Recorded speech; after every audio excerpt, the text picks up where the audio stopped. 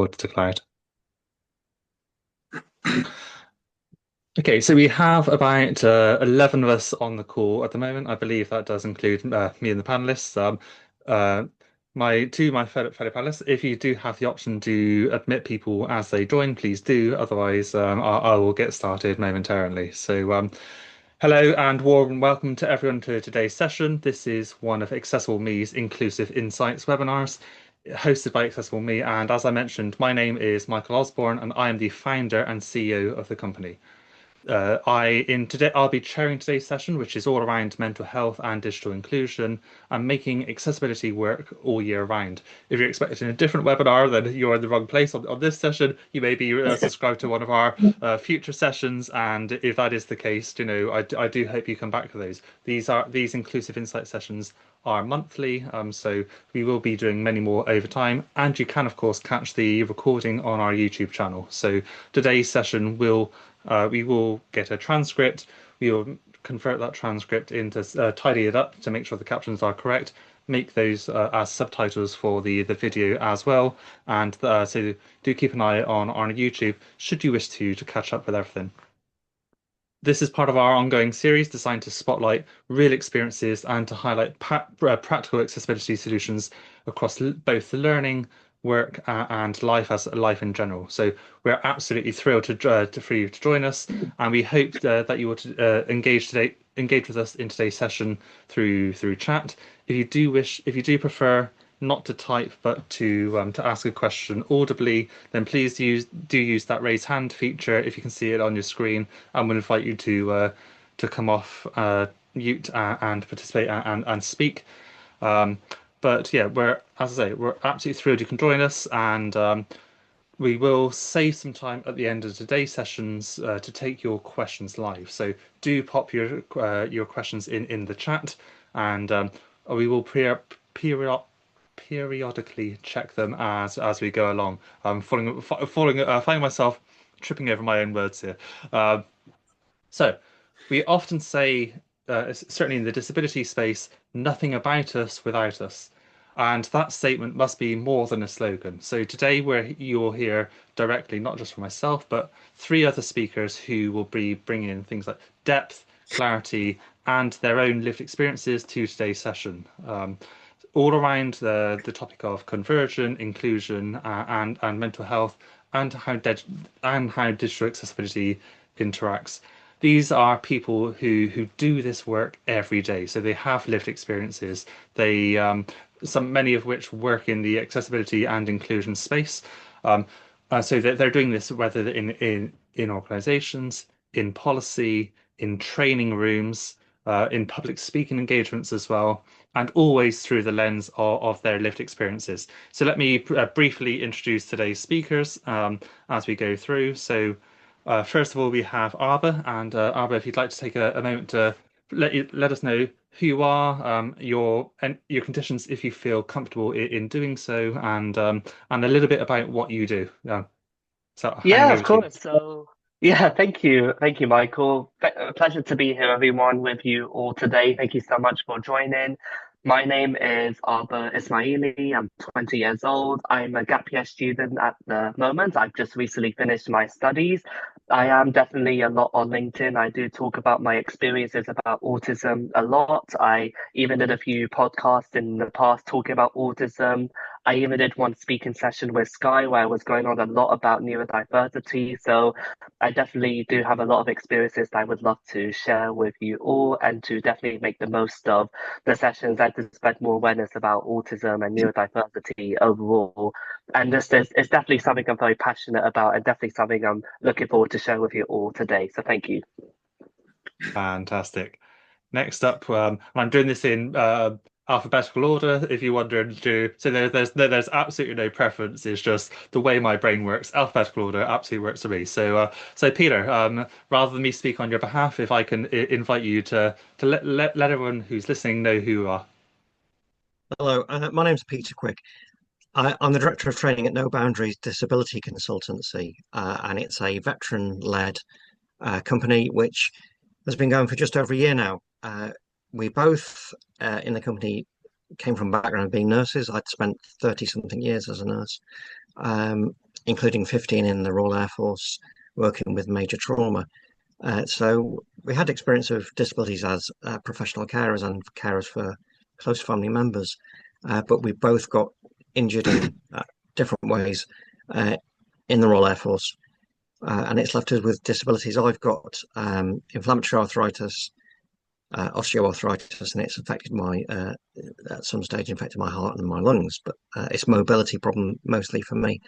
And what I really enjoy about working in this company is we get to meet all sorts of people with different disabilities and learn about how they cope and how they manage and have a laugh along the way.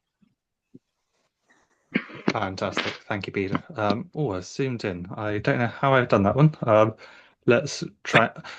Uh, yeah, so hopefully, so thank you for the introduction. William, obviously you have founded Mine, and rather than me speak about you and your behalf, if I may throw over to you to do a similar introduction. Yes, absolutely. So welcome everybody. It's really, really nice to be at this session. And I'm the founder of Mine. It stands for My Neurodiverse Experiences. And I founded this from personal experience because I worked in so many face-to-face roles. I've worked in sales a long time, and particularly that industry wasn't looking after people with autism or ADHD, multiple disabilities, and they weren't viewing their strengths. So Mine is about creating an inclusive, people-led community, allowing neurodivergence to shine and not feel restricted in a neurotypical business or social environment. And that's the essence of what we do. We do face-to-face ambassadorship. So we train ambassadors to come into organizations, not just another peer mentor scheme, which are millions of. This is different because we are dealing with people's mental health. We bring ambassadors in to help people with autism who are also autistic. So it's not a neurotypical working with a neurodivergent, because the understanding will not be there. It's the same people with similar or same conditions and lived experiences, handpicked by ourselves to be representatives of the people in organizations that don't have a voice. And that's what we stand for, and that's what we do. And it comes from a very emotional and heartfelt place. So yeah, that's what we do. And I work with a business partner in the States who's sadly not here today, but we're very proud of what we do and proud of what we've achieved so far. As you absolutely should do. And as far as slides go, today's session is not going to be another death by PowerPoint. You may have noticed, as William was speaking, I have stopped sharing. Really, today this is around the speakers. A quick word on myself. My name is Mike Osborne, and I am the founder of Accessible Me. I myself, I describe myself as a neurodivergent cocktail, if you will, of Tourette's, ADHD, autism, and also depression and anxiety. So I have a whole host of different lived experiences, very applicable to today's session on mental health, accessibility, and the intersectionality. I work with companies big and small, so we've just finished a pilot with Virgin Money, and soon we will be doing some training with ING as well. So very excited to be doing that. But today isn't around me, and I'd love to kick into the panel discussion. I would remind anyone who has just joined us, questions are welcome throughout, and we will have some dedicated time for question and answers towards the end of the session. So absolutely, please do pop your questions in the chat. If you prefer to come off mute and ask them, then we will invite you to do so at the relevant time. To get started though, and this is going to be a question to everyone, and once again, I'll go through that alphabetical order approach to start with. So so the question I'd like to start with is, what often is missing from mental health support in the workplace? And those can be neurodivergent workplaces, but I think that whole term neurodivergence versus uh, yeah, neuro-inclusive and things like that, it is in itself an interesting conversation. Uh, so Albert, if I start with you, so you mentioned you're 20 years old. You're kind of very much kind of growing your presence on LinkedIn and such. As you've entered different workplaces, whether that's kind of work experience or the interviews and everything else, what have you found missing from kind of the mental health support side of things?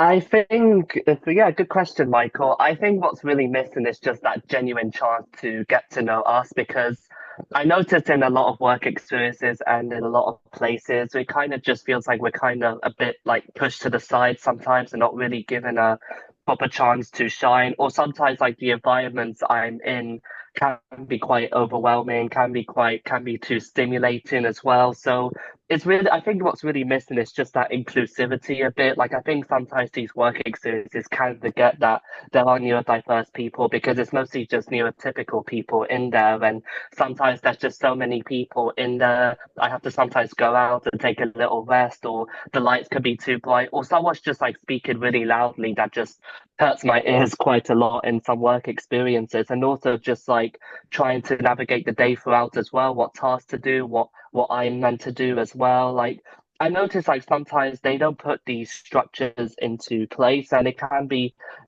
me for personally as a neurodiverse individual, this can be very confusing. It can really lead to a lot of dismay as well because I'm someone that really likes to have lots of routine, lots of structure, and just know like what to do throughout the day, who to speak to as well without feeling too overwhelmed. Like even like when I was at an event on Saturday, because it was just really loud and everything, I left like halfway through because I was just getting really overwhelmed with everything. And that's kind of why I left. And I think that's why that's the kind of correlation I noticed within all the work experiences I've done and even like the internship I've done within the civil service as well. Sometimes there's just lots of people there, sometimes it can be quite overwhelming a bit for me as well. So I think the missing link is just like putting adjustments in place that support neurodiverse individuals, like maybe like a quiet space, a good routine, knowing what to do, who to speak to, knowing the task at hand, knowing the schedule as well,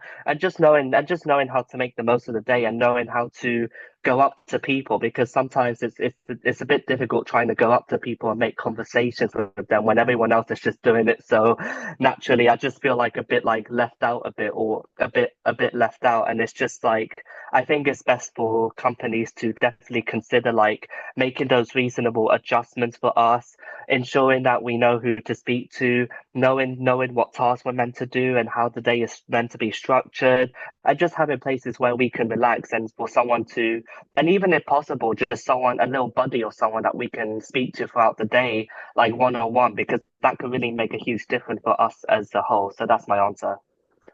No, fantastic answer. And certainly you touched upon Drew getting overwhelmed by signs sometime. And one of the things I saw recently on Facebook, which I really resonated to, so I thought would be worth sharing at this point, is when those of us with autism or other conditions speak about sound and overwhelm. I kind of want to break the stigma that doesn't mean it is all around a loud environment. You know, quite often what I find triggers me with my autism and that overwhelm is complexity of sound. So it doesn't have to be, you know, a concert with music blaring loud. You know, I've been to many concerts and it's been okay.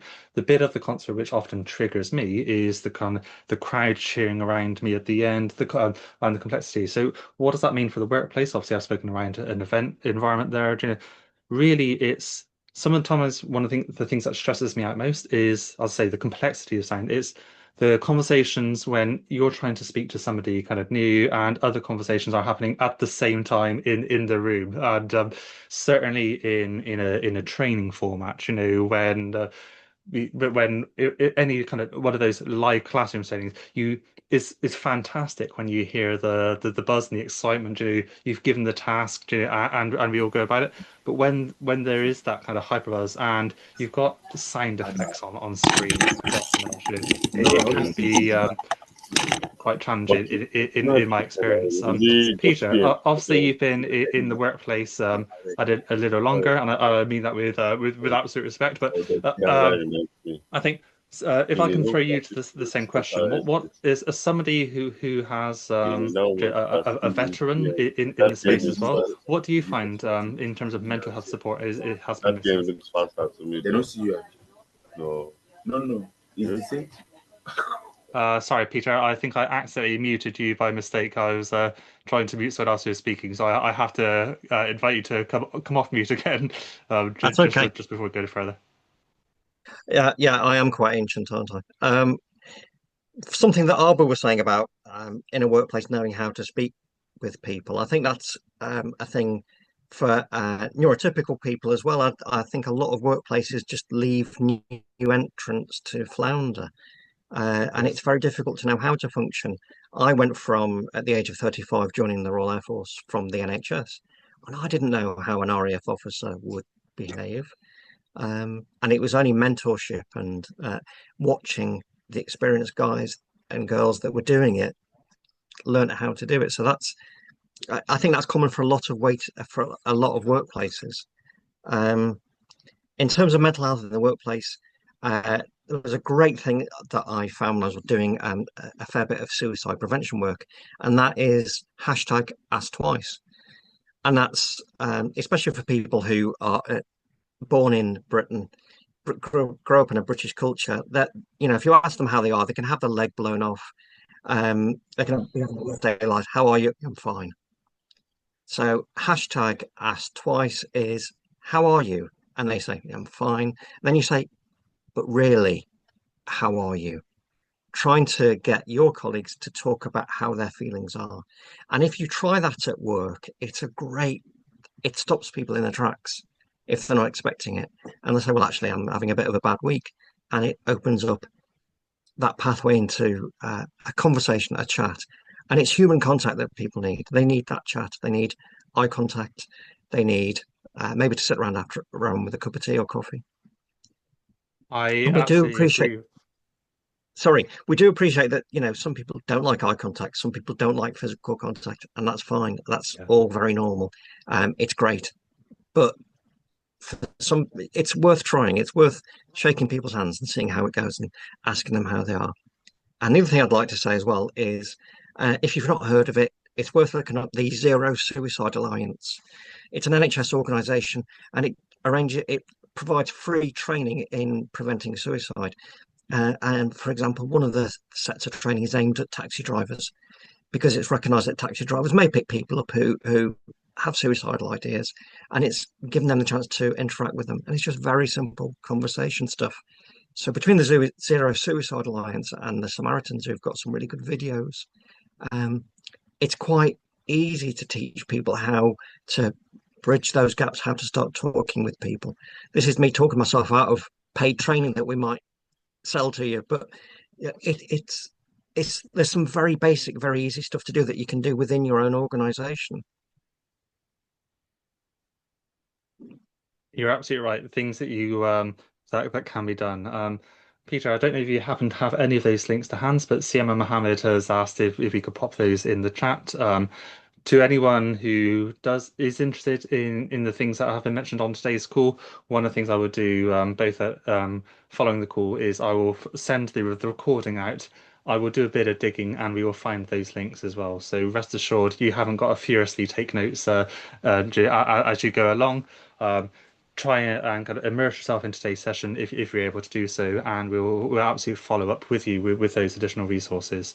I think, Peter, you've raised some good points there regarding ask twice and having these conversations, and I think there has to be a genuine interest as well, Joe. So when the question, "Oh, how are you?" have been asked sometimes, and I have had an off day. Certainly, when I haven't had an off day and I actually volunteer that information, you kind of almost see oh, I wasn't really asking, And I think there has to be, an element of, if you are going to ask the question, let's create that psychologically safe culture where we can volunteer, and have these conversations. If you If not I be can just add one affiliated with point in there, sorry. yes, you absolutely Um, can. Having spent a lot of time in Germany, German culture is very much not like that. People will tell you how they are. Um, Yes. and in Britain, it's not so much, and that it can confuse a lot of people who are coming into British culture, that we don't say how we feel when we're asked. But it is a thing that's worth working on, and Yeah. maybe being as honest as the Germans might help. Yeah, and I can speak to this from my own personal experiences. I went through a troublesome time, particularly in my kind of mid to late teens, and when it got to the point where just not long after my 16th birthday, I came very close to taking my own life. So death by suicide. Thankfully, over 18, 19 years later, here I am having conversations with you. So I am still here. But I would say, particularly us as men, we are terrible at having those conversations. And it wasn't until recently, a breakdown in my mental health and going through therapy, I've been able to have some of these conversations. And I really would encourage men, especially, to speak up. But just anyone, if you are having a bad day, don't suffer in silence. Have a get in contact with a friend. Speak to a colleague. And I nearly rudely interrupted Peter during his flow, but I think if you look at the research there, ever since self-checkouts have become more and more prevalent in the supermarkets, there's a direct correlation between the introduction of these self-checkouts and the decline in people's mental health and well-being. And when you start to dig under the surface, for a lot of people, especially people like the elderly or people with disabilities, that conversation you have with a checkout clerk, those people, that might be their only conversation in the day. And I think these conversations, you might see if you watch things like Saturday Night Takeaway with Ant and Dec, they do these moments, pick up that phone, text a friend, get in touch with your mum.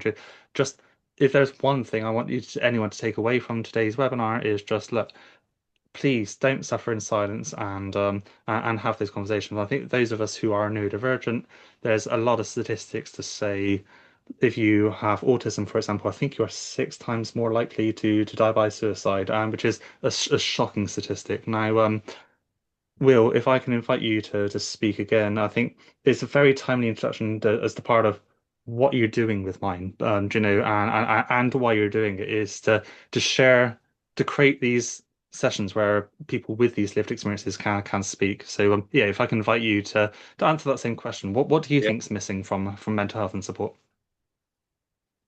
I think it's to do with a few things. The first thing I think is the most prevalent is the fact that companies don't have enough time.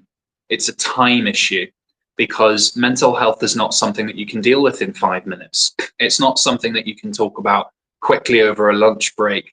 Even if it's half an hour, even if it's an hour, you need to constantly have available time, and you need to have someone who's relatable to you, who understands or will be able to understand through conversation, what it is you're going through, and to constantly check up on you. Because I'll be honest, in companies that I've worked for, whether it's face-to-face or online or digital or not digital, after they go home, they don't want to talk about anything. They've done their work, they've checked out, and they're not really interested in anything else apart from doing the bare minimum of what they have to do.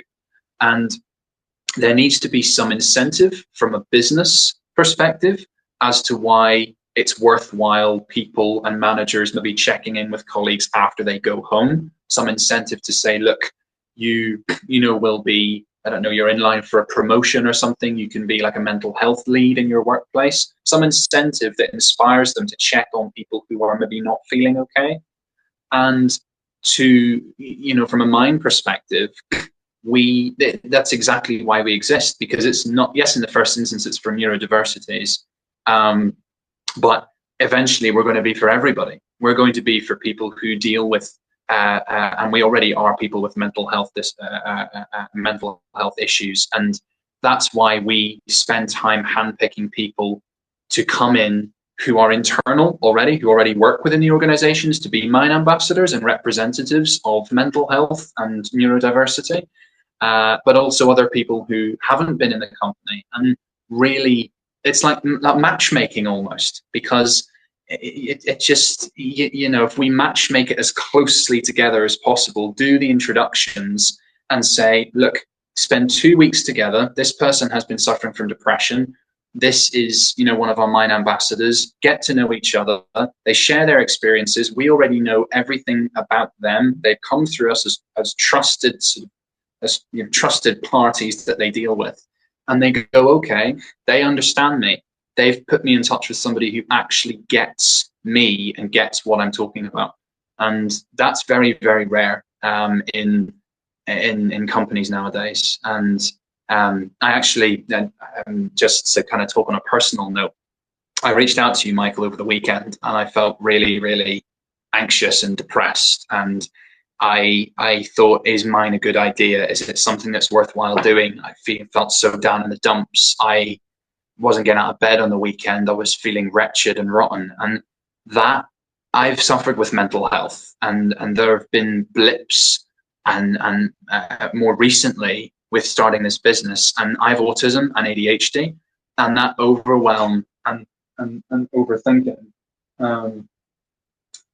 is, you know, it's something that I can't seem to get rid of, and I don't want to, because it just makes me. But I've just been overthinking so much with mental health, about if this is good, if this is bad, what should I do, should I not do it? And I think if there was something in place in organizations to try and make people feel a bit more heard and not rush things, as Peter, your point, you know, you said that people in organizations, they just they don't take the time. You know, employees coming new, they don't understand what to do, and mine alleviates that and flips the thinking 180. So sorry if I'm waffling, but yeah, No, probably mine. I appreciate the shout out from the weekend, and kind of an open question to the three of you, but indeed our guests on the call as well, and that's, how do policy shifts need to create need to center around lived experience? So certainly, if you work in HR, you may have thoughts on this as well, especially if you are neurodivergent or otherwise disabled. And I don't mind who wants to answer that one. In terms of my speakers, if you have any thoughts, and if you don't have any thoughts, that's absolutely fine. We can move on. Can I go? Can I go if that's okay? Yeah, absolutely. Please do, Arbor. I think, like, based on the experiences I have been through and the amount of work experiences and the work I have done, I think it's important that there are policies that do protect autistic people and neurodiverse people, because obviously we're going to function a bit more differently compared to other people. And obviously it is important to have policies that do represent us and make us feel heard, as Will was saying previously. Like, you know, it is important to have policies that make us feel heard. So maybe a policy around mental health, a policy to take a break throughout the day, a policy to maybe speak to someone if you're feeling down, knowing where to go to, who to speak to. If you are feeling down, knowing where to go. So it's like those little shifts and changes like will help us to think like, okay, well, this is where we can go to, this is what we can do, this is where we can go to if we're feeling down or if we're feeling a bit overwhelmed. So it's just like those slight little shifts, I think, can make a huge difference, because I think when you're thinking about policies, do just think about like what can benefit us the most. Make sure to hear personal lived experiences as you guys are here on this webinar today, and really just genuinely just think about like, okay, what policies can we make that can really benefit neurodiverse people, that can make them feel heard and make them feel seen and make them feel like that they are part of the workplace. Even if it's just something like little, it's like finding a room to stay at, or like maybe finding someone to speak to. Like, it's even if it's something small, like if you don't do it at all, then it's not gonna be beneficial for neurodiverse people. But if you do at least something, even if it is a tiny change, that's gonna show us that you really are taking this into consideration and that you really are making us feel included. Because I know when people have made these adjustments for me, I really felt very included. I felt like I was part of the workforce, and it made me more productive as well, because I felt like I was being cared for, and it's a good feeling. So that's definitely what I would say. Michael, just on Arbor's point to follow up, if you don't mind, just really something that's a little bit different. It's along the lines of mental health, but it's to do with the managers and the people in both social circles, in communities, and in big business. Mental health needs to be for, as we've discussed, people with mental health issues, people with neurodiversities, but it also needs to be, I think I said biz, I get my words twisted up, but it needs to be for people who are hiring as well. What do I mean by that? in business right now, just focusing on organizations, just for the minute, they're obsessed with KPIs. They're obsessed with targets. They're obsessed with reaching certain positions within the company to accelerate their own career and to accelerate the careers of others. It is for the benefit of the team, but it's for the benefit of the team from a purely financial and career growth perspective, not necessarily from a mental health and emotional care perspective. So what we need to do, and what Mine is doing at the minute, we've just run an initiative called It's Yours, It's Mine. It's ours, it's yours, it's mine. And we're bringing that out in the next couple of days. And it's about talking to people that don't necessarily think that they need help with mental health. So, for example, some of the managers in my workplace, I would go to them at the end of shift and go, why are you so focused on these particular ways of doing things? Why are you so focused on these KPIs? Getting really into the heart of it. And then I had one person come back to me who's a line manager, and they said, well, it's because I don't feel like I have any wiggle room in my job. I feel like I have to do this, because if I don't focus on this all the time, I'm not going to do my job properly. And that affects their mental health. So then you create a pipeline. If they understand that KPIs are not the be all and end all, they take time for themselves. They don't necessarily go hard at it all the time. That then opens up doors to allow time and room for them to care about other employees, because they're not so focused on their own work. And then the employee's mental health improves, and then everybody's mental health improves. So it's like a flower that's kind of opening up. And this is what we're running as an initiative. So mental health, flipping the thinking just for a minute from the people that desperately need it, still focusing on them, absolutely, but also including the people that have never had those talks about mental health. The ones that are supposed to be leading mental health schemes, they're actually maybe the ones that need to be talked to about mental health. So the irony is there, and that's what we're exploring at the minute with Mine. And it's something that, because I used to work in hospitality, the last thing I'll say, and all the managing directors, everybody was just trying to save, cut costs. Don't care about you. We'll just bat you out of the way. Costs. Save, and everybody left, and they had nobody, and now it's shut down. So that's the benefit, looking after people's mental health.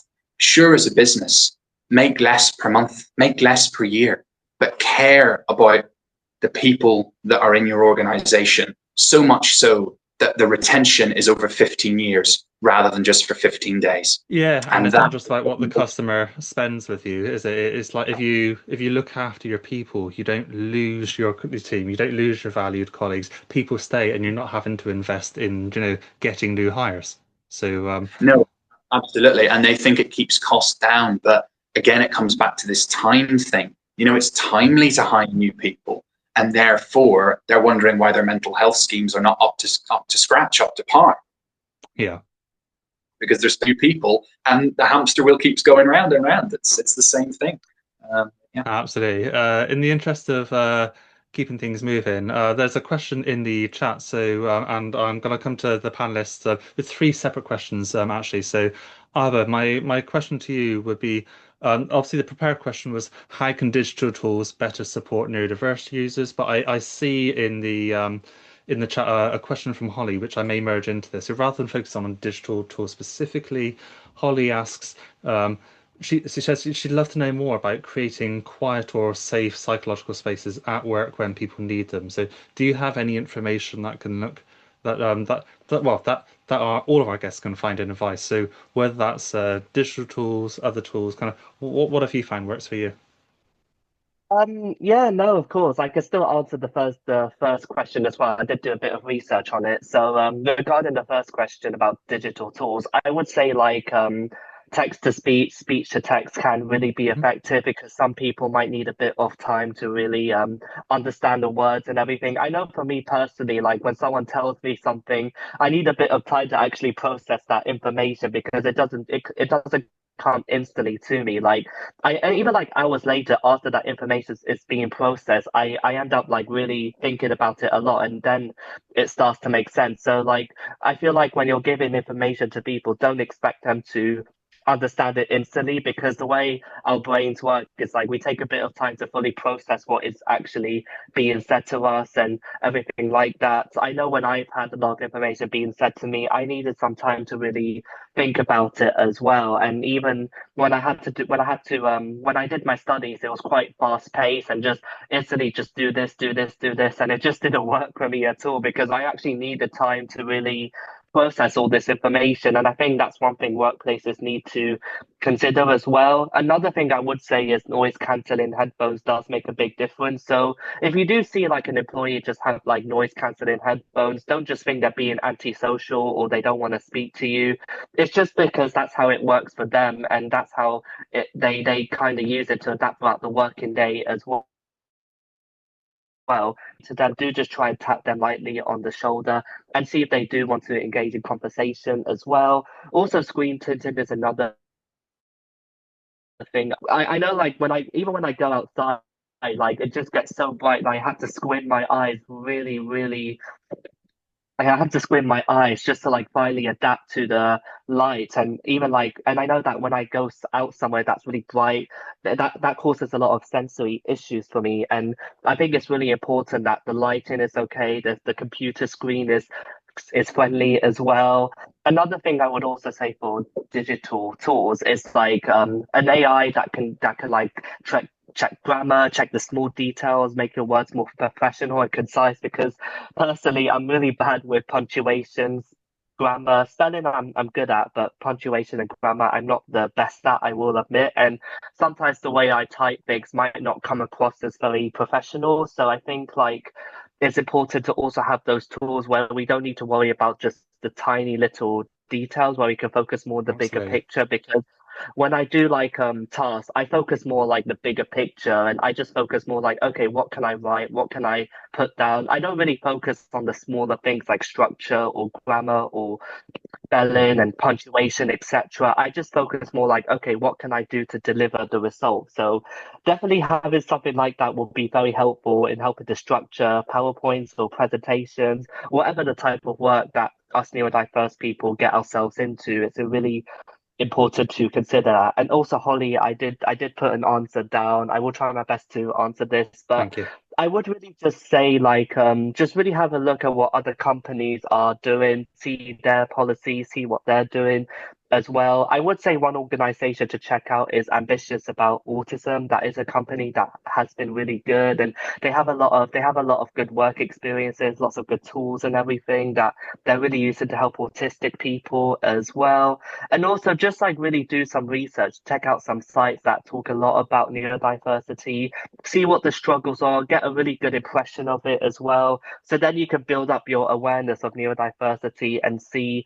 And then also, I would say try and reach out to someone who is also neurodiverse. You can reach out to either one of us speakers. We can Mm. give you a lot more insights, or so then you could get a bit more lived experiences. And then, like, whenever you have to make policies or decisions, you can take all of this into mind based on the research and the people you've spoken to, and then you can be able to effectively make policies that do suit neurodiverse people and ensure that we feel included. So those are my answers to those two questions. Fantastic. And Peter, I see you have your hand raised there. Do you have something to add there? I do, yes. Thanks for that, Albert. Holly's question, it did catch my point of view of going into workplaces to advise on reasonable adjustments for disabilities. One of the things we've been suggesting recently is trying to get some soundproofing in. And there are quite a few places that are selling soundproof panels quite cheaply. IKEA and B&Q for one, and office supplies companies will do those. Um, Across the whole workforce, the chaotic noise of some workplaces like call centers Mm. can be very off-putting and very distracting.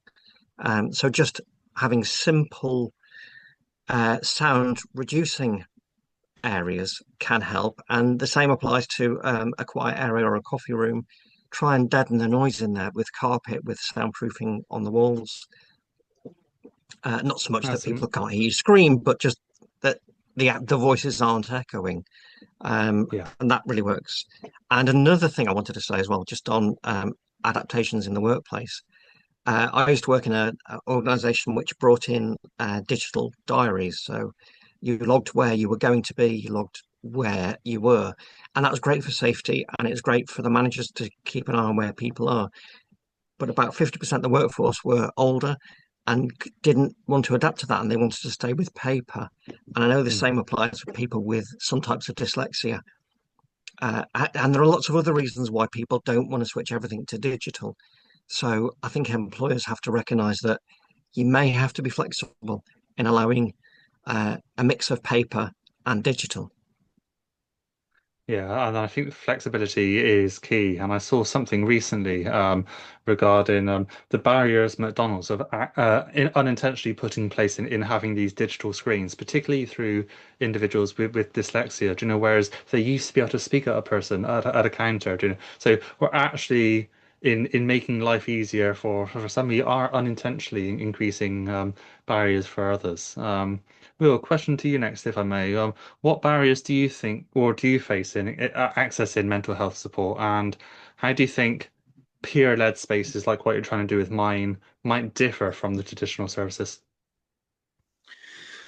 I'm going to answer the last question first, but just All before good. I do, another thing that I think could be brought into organizations from a digital help point of view Mhm. is having a small system in place, automated from your manager, like autocorrect, or I don't know what the word is, but the AI that basically predicts what you're going to Yeah. say.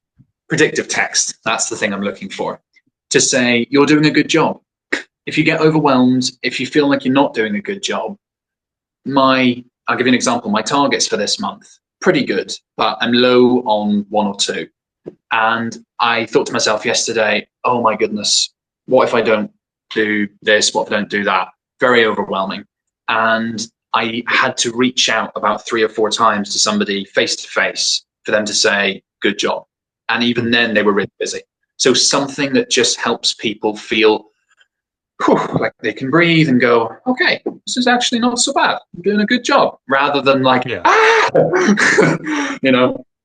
So to your question, could you repeat it? Actually, sorry, it's probably Yeah, of course I can. So it's kind of a two-parter. I've asked what digital barriers you faced, or what barriers as a whole, not necessarily digital, have you faced in accessing mental health support? And also, how do these peer-led spaces or systems differ from the traditional services? So, do you know, no, I'll answer the first question actually. Change it about. The barriers to me, or for me personally, are that the peer networks and the mental health schemes that are run at my workplace and have been running at so many other workplaces. Mhm. One, they're out of date. They need to be revamped. I think that's all on everybody's mind. You know, they have been running it, you know, for the last 15 years, and it's something that is maybe inexpensive to them, but it's not working for the people who actually need it the most, myself included. So that's one of the barriers. The second barrier links in with that, which is, how do I put this? It's quite tricky to say. The peer mentor schemes that run, and we've seen so many of in different industries, they're run by individuals, but those individuals are not contactable all of the time. So if you've got a mental health issue and you want to reach out to somebody and they're in a meeting, yes, it's fantastic to have somebody internal work with you on your mental health. But if they're doing the same job as you and they're working the same hours and they've been caught up in a meeting for the last 2.5 to 3 hours and you have a real issue, you struggle because that's your port of call, that's your buddy, that's somebody that you trust, and that's somebody that can relate to you. And if they're not available, then you know it's you're stuffed really. It's hard, and those would be some of the barriers to mental health. So having people and schemes or people in those schemes that are designed for mental health, but the reality of it is that the work place changes all the time, and they are always called into meetings. So, for example, one of my managers is a mental health rep, but sometimes over the past couple of days in particular, they've not been around as much. So it's hard for me to reach out to them. So from the perspective of mine, we bring people in from the organization, we pay them purely to be ambassadors. They are paid on being a Mine ambassador, and that's for everything. So that's for getting training from the managers, getting them up. If they come from internal, don't need training. If they come from external, they get training from the manager, and then they have every bit of information that the manager has, but they maybe have autism or ADHD. And they can work with the person with mental health who is struggling, who needs that support, and be there 24/7. And that's one of the key differences that sets us apart from a lot of schemes that run. It's that constant availability that people have to chat with somebody face to face, to discuss any issues, anything at all, same working hours, out of office hours as well. And we run incentives and reward schemes based on how much they help people. So it's a give and take, and it's giving so much more than it is taking. And I hope that answers that question. Those would be barriers, and it absolutely does. Yeah. And one final question to Peter before we go to audience Q&A, and that would be we've worked together on things like Coventry Job Shop, and which is how we met. How do you think local authorities can help services reflect physical access realities, and what are some, or if you prefer, what are some practical ways to align technology design with lived experience based on the experiences of your organization and work?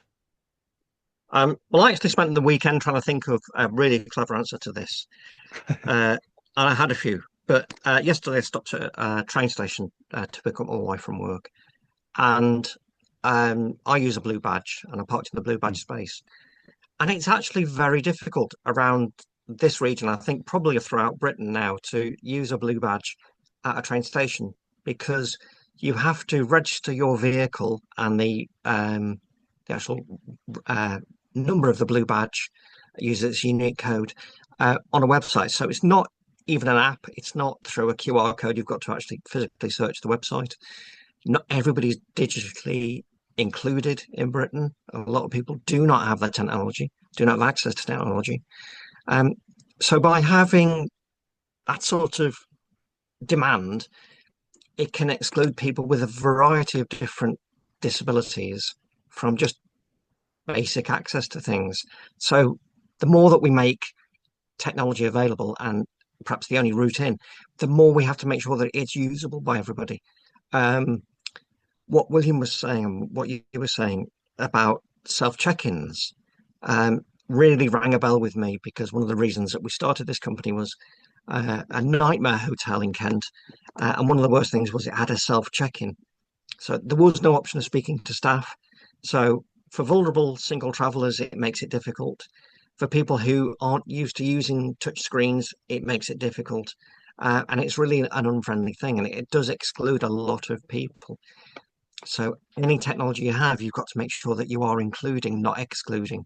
So if you have a check-in, self-check-in, that's fine, but back it up with staff that can do the stuff as well. And yeah, in terms of local authorities, I think any public organization needs to make sure that it's testing its access with disability organizations, either private companies like ours or charities, but they need to test it. And they need to say, look, we think this works. Can you test it? We do a secret shopper program for companies that need it. And we have colleagues who have sight loss, who have hearing loss, who use wheelchairs, who use buggies. And they will go into an organization to test it. That's what we need. We need to test anything that's brought out by local government, by national organizations. It needs to be tested to make sure it does work. You're spot on there. Thank you. Now, I did pop a note in the chat for those who may or may not have seen it. Just to say, if you do have any questions, please do pop them here. I've not seen any, so I do want to take a moment in case we run out of time, to thank our panelists again, Arthur, Peter, and Will, for your thought-provoking discussions. We will be sharing a feedback form, not in the chat, but in an email which follows, which will include the transcript and recording as well after the event. So please do register for our future Inclusive Insights webinars, where we will continue to explore things like accessibility in learning, policies and practice. And thank you for everyone for joining today. We are not at the end yet. We do have roughly 10 minutes for the dedicated Q&A, and if there are no questions from the audience, we can, of course, I do have some prepared to do, but I'm just having a look in. So Abba, I'm seeing you said you're proud of your for shining. Thank you for that, and thank you, Holly. If anyone does have those questions, as I said, once again, please do put them in chat. Otherwise, I'm just going to throw a quick question out whilst those come in. So, quick fire round to all our panelists. What is one step you wish every workplace would take tomorrow? Let's do it in alphabetical order once more. So, Arba, let's go to you. Yeah, no, I think what I would really wish that workplaces would do throughout recruitment and also throughout the workplace as well, based on my experiences, is just clear communication at the end of the day. Because sometimes when I'm navigating applying somewhere or when I have to try and navigate work in something, it's just sometimes they don't really explain it very properly and they just are very brief and very surface level with it. Like they don't go into too much detail about it. And I think like the clear communication is definitely something that I wish people would need to take away to consider when working with neurodiverse people, because the way our brains work is like we need like a lot of information and very clear specific ones in order for us to be able to fully be able to understand what you want us to do, how your recruitment processes work, and how the workplace is meant to work. Because sometimes, like, people just expect us to just figure it out all by ourselves, and obviously, sometimes that's not really something that comes very naturally to us. So I think it's really important that companies are very clear about what they want, how the whole process works, actually speak to someone if we need anything, as William was emphasizing earlier on about speaking to someone with lived experiences and who have similar experiences to you, and also just like really understanding and being empathetic as well. It's definitely one thing I would like for everyone to take away from this. Peter, over to you next, and thank you, Arba. What would you change if you could? Do you know, Magic Genie appears. I bet it has to be inclusion related. What's your wish? I think that employers need to speak to other people about how they're employing people, how they recruit. Yeah. I saw some fantastic jobs in for central government recently, where you could apply through a letter, through CV, or sending a video clip. Yes. And that's great because it includes a lot of people with varying disabilities. You don't use employment agencies because their screening is just really bizarre. And we've seen examples of where people who work for a company would not have been selected by the employment agencies that they're using because they don't meet the criteria for the agency, but they do Yeah. work really well in that company. So look at how you're employing, look at how you're recruiting, try and find different ways to interview. And William, same question to you before I throw out the question from Ivan in chat. So yeah, Yeah. what would your one wish be? I mean, obviously, can't difficult the session to narrow it down to one. But if I had to pinpoint one, I take it from my own experience and from other people's experiences, colleagues, friends.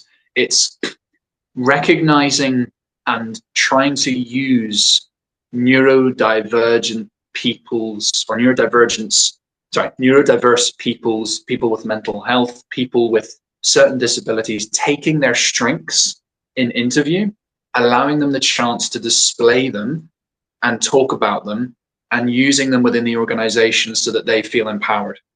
Because very often, you know, when I came into my current job, I said that I worked in sales, but I said that I speak, you know, a few languages, and I have, you know, I worked in hospitality, and I was sort of laying my story on the line, really. And then when I started the job, that hasn't been used.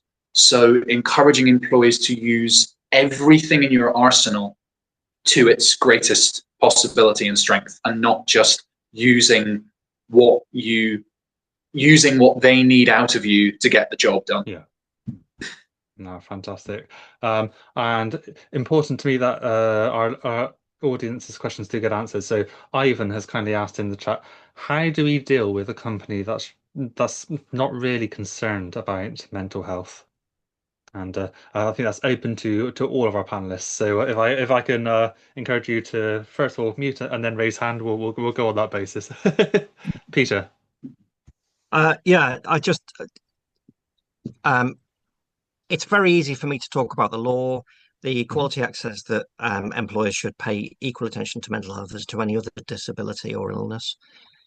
But my years of experience of various different jobs, I stayed too long in some jobs and it affected my mental health. I wished in some of those that I'd left and moved to another employer. Yeah. Because sometimes the battle isn't worth it. And that's me speaking as an individual, that's not my professional advice. My professional advice obviously is to seek legal help and challenge them in court, possibly, maybe industrial tribunal.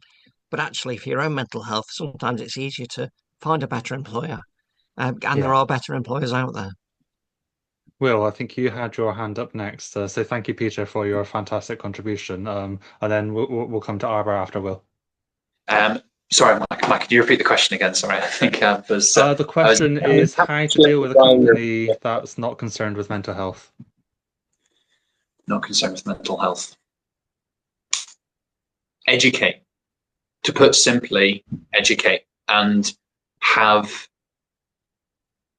just the willingness and the passion to explore what mental health actually means, and to, whether that's through training or through our company or somebody else's or all of you here today, just letting managers, employers, people in social circles know, charities even, every type of industry and business, letting them know that the care that you take with mental health and all disabilities will reap rewards in the very end, and actively show them what those rewards are. So, don't sort of maybe shouldn't just say maybe what they're going to be or what the potentials are. Use real life examples to prove to people that taking an emotional care and interest in your employees actually proves financially successful and successful in terms of growth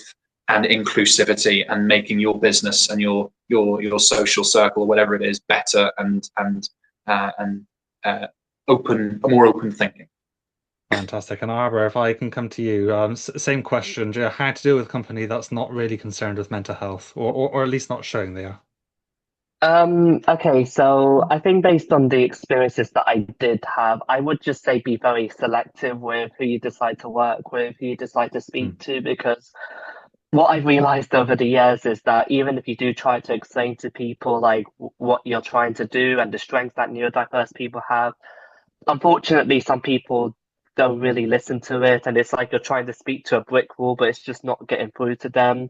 Unfortunately, some people are like that, and that does apply to workplaces. But remember, there is a lot of people out there that do understand neurodiversity, want to understand it. As we've seen today, lots of people did show up, so they are clearly willing to understand a lot about neurodiversity, and just lean towards someone who is more understanding, who will try to help you out. If you are stuck in a workplace that you don't like, try to reach out to someone that maybe can help you find a better opportunity, find you somewhere where you can really hone your skills and really have the life that you want. And just don't waste time on people that don't serve you, that don't take the time to understand you, because honestly, those people are not worth it in the slightest, based on my own experiences. So that's the best advice I could give. Fantastic advice. We are nearly at time, so I want to once again thank my amazing panelists, Arbor, Peter, and Will, and also thank you to you. Just by being here, registering, and showing up and showing an interest, you are making a huge difference, and your questions help steer how we do these, and also the future sessions. When we send out that feedback form, please do be critical. If there are any access needs that went unmet today, be as nitpicky and as critical as you want to be, and because that's the way we improve. One request from me as someone who's autistic and benefits, if we can not necessarily put the wall around the answers and go, oh, this is a brilliant session, but just cut to the chase and let us know how we can improve, because that's absolutely how we can get better. To anyone who's unsure on who's feeling inspired and go, okay, I feel I want to make a positive change, do reach out to the panelists we have on the session.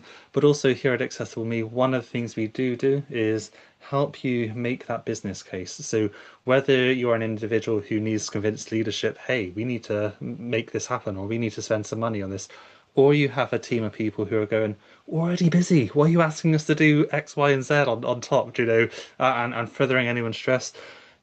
Get in touch. We are here to help you, and because we want to help you succeed. One of the reasons I do these sessions and invite in panelists on is because my experiences as someone with Tourette's, ADHD, and autism, but otherwise an able-bodied white male whose parents was together into his early 20s, are going to be very different. You've heard today from three different speakers. Peter, who mentioned his lived experiences through NHS, and Arbor, who's kind of maybe earlier in his career and what benefits. Will, who's looking to make a change in an organisation with a tool. All of our experiences are valid, and one of the things is important for me to do in doing these sessions is not to generalize. So my experiences aren't necessarily reflective of Will's experiences, of Peter's experience, of your experiences, our guests on the call. So I really would say the best person to educate is not ChatGPT, it's not the web, it's not yet another course, it's the individual. It might be the individual you're onboarding, but there are things you can do to be proactive. So one of the things that will come across really, really well is if you can go, I, based on some of the research I've done, I believe it might be helpful if people have a request for you, if that goes through me as your manager. Does that sound right to you? How would you like, just to say, hey, I've done a bit of research, I care about helping you, rather than put the emphasis on the people who are underserved or underprivileged? To involve them in the conversation, yes, but they know their experiences. They know what works for them the best.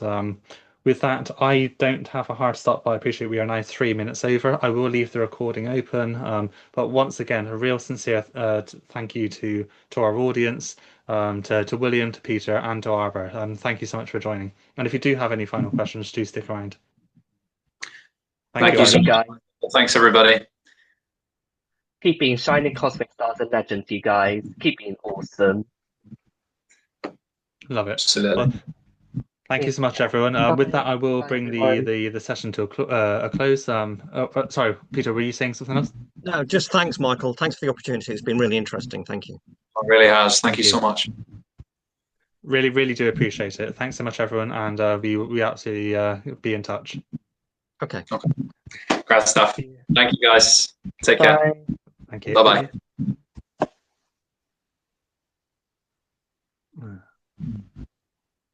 I'm just looking to stop the recording. I'm trying to find where that is. Oh, there we go.